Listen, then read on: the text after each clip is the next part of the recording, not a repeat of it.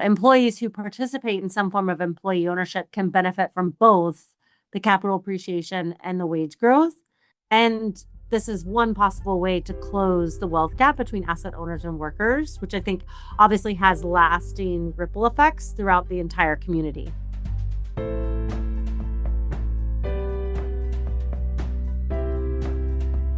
Welcome to Sustainability Leaders.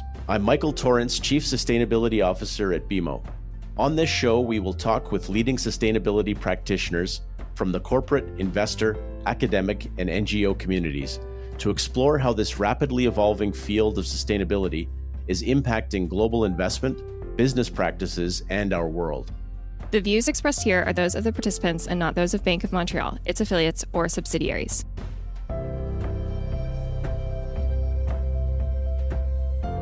In today's episode, we're exploring employee ownership as a powerful corporate sustainability strategy and one that can help businesses create lasting value for employees, communities, and the next generation of business owners. I'm joined today by my colleague Leah Turnbull, Managing Director and National Employee Stock Ownership Plan, or ESOP, Practice Lead in the US at BMO. Leah will walk us through what employee ownership looks like across North America, why more companies are considering it, and how it can strengthen businesses while aligning ownership with long-term purpose. Welcome to the show, Leah. Thank you for having me. Glad to be here. So, Leah, when we say employee ownership, can you tell us what that means in practice and what are the main structures you see most often in the US and in Canada? There are a few ways that employee ownership could be structured as direct equity, where the employees actually own common shares, stock option plans, so the employees will have a unit that is tied to the equity value of the business, worker cooperatives, or a trust. So for today's conversation, I'll focus mostly on trust and specifically ESOPs, employee stock ownership plans in the US, and employee ownership trust or EOTs in Canada. EOT legislation was passed in 2024 in Canada, so it's still an evolving structure. Whereas ESOP legislation in the US was passed about 50 years ago. So we have a lot more case studies around the impact to individuals and communities. But in both cases of an EOT and an ESOP, the trust is the buyer of the shares and the employees will have a beneficial interest in the shares. So typically, the individual employee will not put any of their own money into the plan. The transaction is often funded with debt, usually a combination of bank financing, seller financing, or vendor financing, and maybe some form of junior capital in between. And ESOPs are a retirement plan, and generally the employees will receive cash for the value of their shares upon retirement, whereas Canadian EOTs offer most of their benefit in the form of dividends on an annual basis. So, Leah, can you tell me about how this space has evolved over the years? Is this a growing opportunity, and is it new to the US or Canada? So in the US, employee ownership and ESOP specifically have been around for about 50 years. In fact, 2026 marks the 50th year that BMO has been supporting employee-owned businesses. The main evolution is that we're seeing larger companies explore employee ownership. And part of that is due to some of the tax savings changes that's happened over the last 30 years. And also the industry as a whole has become a lot more sophisticated and meeting the needs of these employee-owned businesses. In Canada, employee ownership is pretty much brand new. So it started in 2024.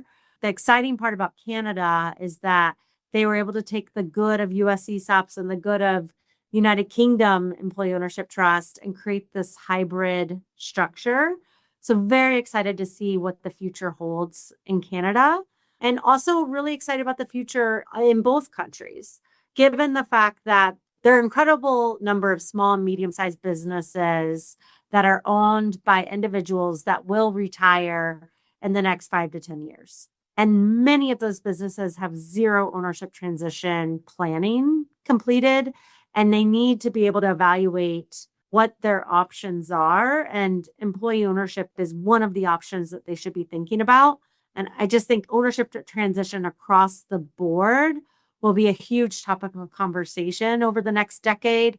And I hope that employee ownership is one of the growing solutions for all those baby boomer business owners. So, Leah, this podcast is about sustainability, and that topic means a lot of different things to different people. I like to think of it as a way that businesses can create long-term value through positive stakeholder relations. And employees, of course, are very important stakeholders for companies, as are communities in which the businesses operate. Can you tell me your thoughts about ways in which you think employee ownership can support sustainability, particularly around long-term community, economic resilience, and community and employee relations? There are studies that show that employees at employee-owned businesses have much stronger financial well-being and are able to manage through different economic cycles. Studies from the Federal Reserve and Economic Policy Institute demonstrate that equity growth in recent years has substantially outpaced wage growth, but only the highest income families actually own equity and assets, and the people without assets have not participated in this growth. So employees who participate in some form of employee ownership can benefit from both the capital appreciation and the wage growth. And this is one possible way to close the wealth gap between asset owners and workers, which I think obviously has lasting ripple effects throughout the entire community. There are also incredible anecdotes of individuals who are able to manage a crisis because they had the financial security from their employee ownership. So one example is of an individual whose baby was born premature. He had unexpected medical expenses. Through a dividend he had received as an employee owner, he was able to pay for those medical expenses and focus on his family and what matters. If he didn't have that ownership, he would have had no way to pay his bills and been dealing with debt for many, many years to come. Instead, he was able to start his child's life with financial security. And that takes such a burden off that family, and it takes such a burden off their ability to focus on what's really important as opposed to only focusing on debt repayment. Another example, there was an employee owner who was homeless and living in his car, and he found a job at an ESOP-owned company. That company invested in him, provided him financial wellness training, and has given him a retirement plan that'll allow him to retire with dignity and certainty. And that's free money for him that's set aside from the very beginning. And I think that type of security is something that doesn't exist in a lot of businesses. Most employees in the US, at least, are living paycheck to paycheck. They can't afford to put any money aside for retirement and to invest in their communities. And the employee ownership really gives them that security. Can you tell me to what extent are the goals of ESOP programs aligned with the objectives of the business owners? What's really in it for them, and why would they be interested in this? For most business owners that pursue employee ownership, the two words that resonate with them are liquidity. They're ready to diversify their wealth, which obviously they can get liquidity by taking a dividend or selling to a third party. But the second word is legacy. They built this business from the ground up. They really care about their employees and their communities. And they know that if they sold to a third party, things change. The new owner could bring in their own management team or shut down operations, move it to their headquarters. And some of that change may be necessary, but it's also change that can be devastating to the individual workers and to their communities. So I think for all of these situations, from the business owner's perspective, the ones that have really been successful with employee ownership, they care about their employees, they care about their communities. This is their way of building that legacy and maintaining their legacy for generations to come. So, Leah, when you're helping a business owner decide who should buy my company, how do you frame the pros and cons between these different options you've just outlined? So traditional buyers, internal options like management buyouts, or this kind of ESOP transition of ownership to employees? The beauty of an ESOP in the US is that you have a lot of flexibility in how the transaction is structured. So a business owner could sell 1% to an ESOP, up to 100% to an ESOP, and anything in between. Whereas a third party, such as a strategic buyer or private equity firm, often, not always, but often once controlled the business. Now, that does differ from Canada, where the EOT needs to have operational control or own 50% or more of the business day one. So there's a little bit of difference there, but the flexibility from a business owner's perspective is really different from what they could get from a third-party buyer. The other factor, as you're thinking about the menu of options and solutions for ownership transition, is that In the US, there are personal as well as corporate tax savings available to businesses that sell to ESOPs. In Canada, there are personal capital gains tax savings available. I could spend hours going into all the details, so I won't do that for purposes of today's conversation.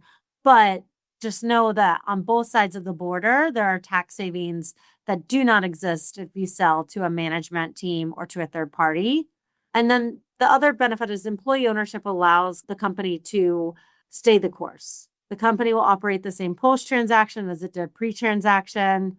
Again, as I mentioned before, things change when you sell to a third party.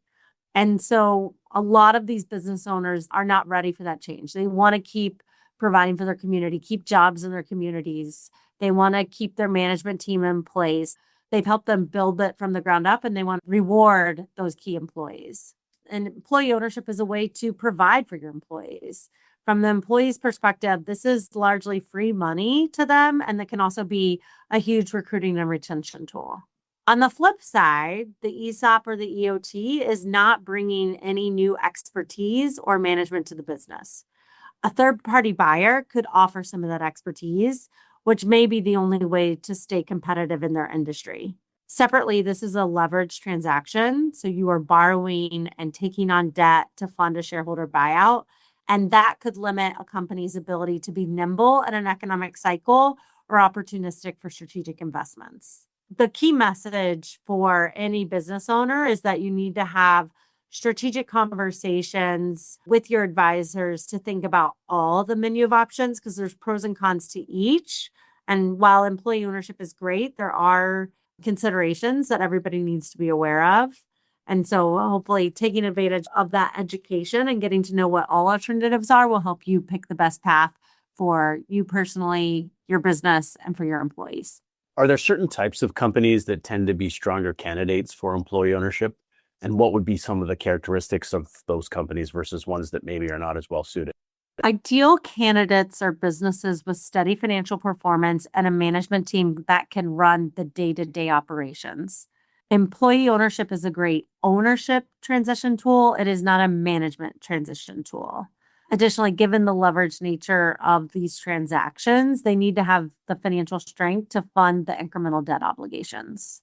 But from a company perspective, we see employee ownership in all industries across the board. So construction firms, consulting firms, manufacturing, really any business can be a strong employee ownership candidate, but they just need to have that financial strength and stability as well as the management team to make sure that they succeed now and in the future.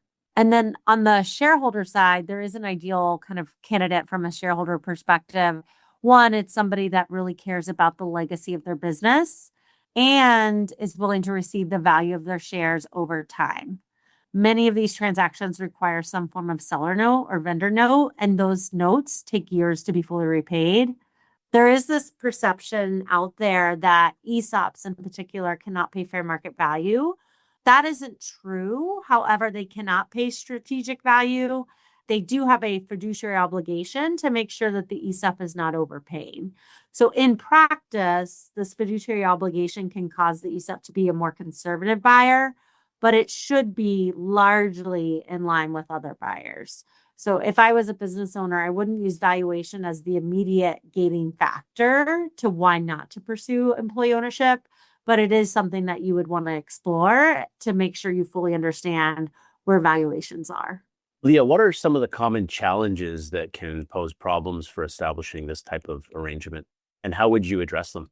Well, the number one constraint to why there aren't more employee-owned businesses across the continent is lack of knowledge. There are too many business owners out there that have never even heard of employee ownership. A study showed that only about 3% of American voters heard a lot about employee ownership, but after they learn about it, 93% of voters support it. So things like this podcast are part of my mission to make sure at least people understand that this is a solution that's out there. And with that lack of knowledge, though, it also brings some of those misnomers. And I have seen advisors immediately dismiss employee ownership only because they don't fully understand it. So I think getting the message out there, making sure people know that this is a very viable solution for businesses, both large and small, is really important. Another big challenge is that, especially in the United States, the flexibility that an ESOP allows for also brings with it complexity. And for some businesses, they may not have the bandwidth to manage that complexity. The good thing about EOTs being new in Canada is that they were able to learn from some of the other existing employee ownership structures. And so the Canadian EOT is a much more simplified structure. Now, the tax savings aren't as large, but also the administration process is much more manageable. And again, it is a leveraged transaction. And so for some businesses, it may not be prudent to put debt on their balance sheet. So for really small businesses or for a business that is cyclical or capital intensive or highly acquisitive, you need to be able to balance the needs of the seller with the needs of the company. And then on the flip side, for larger businesses, some of the challenges with employee ownership and why they may not pursue employee ownership is that they may need more access to capital, specifically more equity. So historically, private equity firms and strategic buyers just eliminated employee ownership instead of finding a solution that allows for equity plus employee ownership. But that is something that I think is evolving and will be changing, hopefully sooner rather than later. Looking ahead, Leah, how do you see employee ownership evolving over the next few years? The thing that excites me the most is that employee ownership is one of the very, very few bipartisan topics in DC. The most conservative and the most liberal politician agrees that this is good for business, for the employees, and for their communities. So it's a very easy topic to lobby on behalf of, just given the bipartisan support.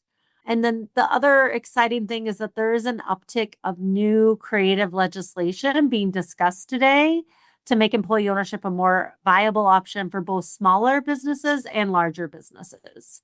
So one example is a nonprofit ownership works, which has created a shared ownership structure where portfolio companies of private equity firms allocate a percentage of the equity to the employees.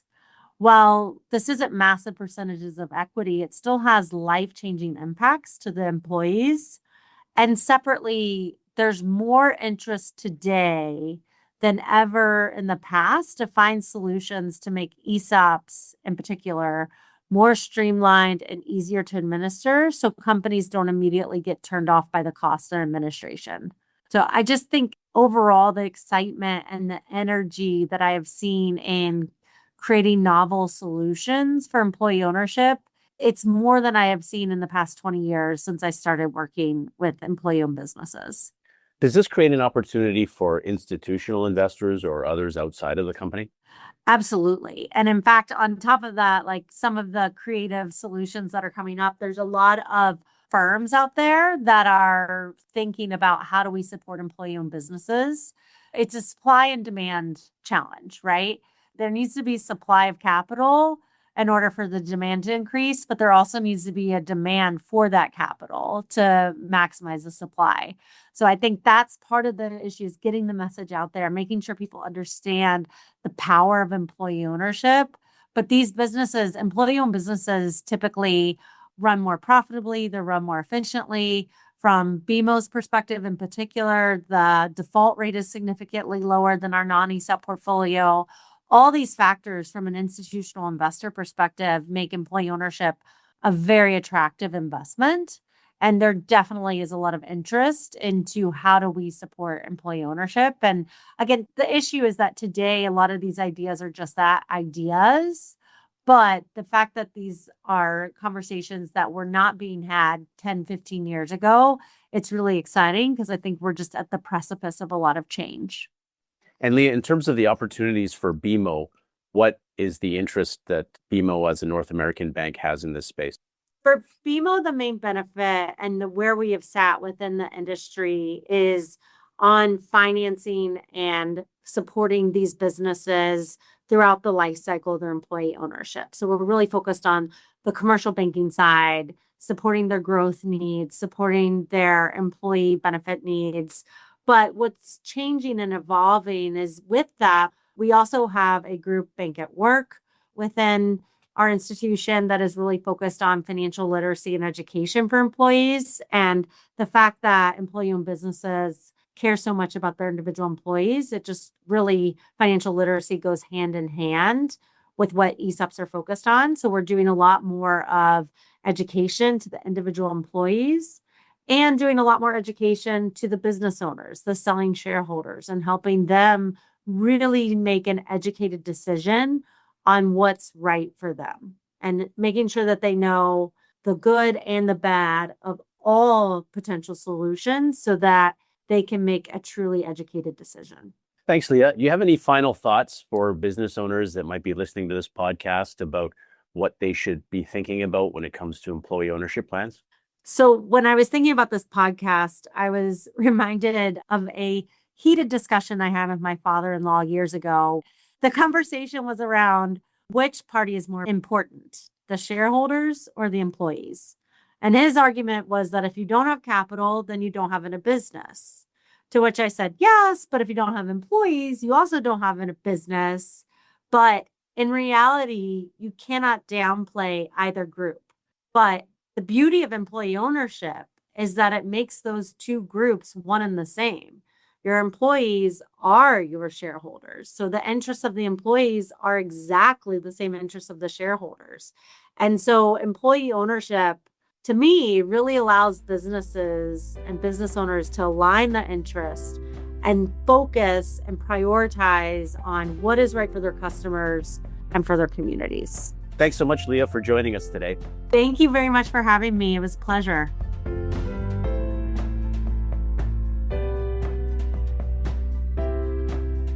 Thanks for listening to Sustainability Leaders. This podcast is presented by BMO.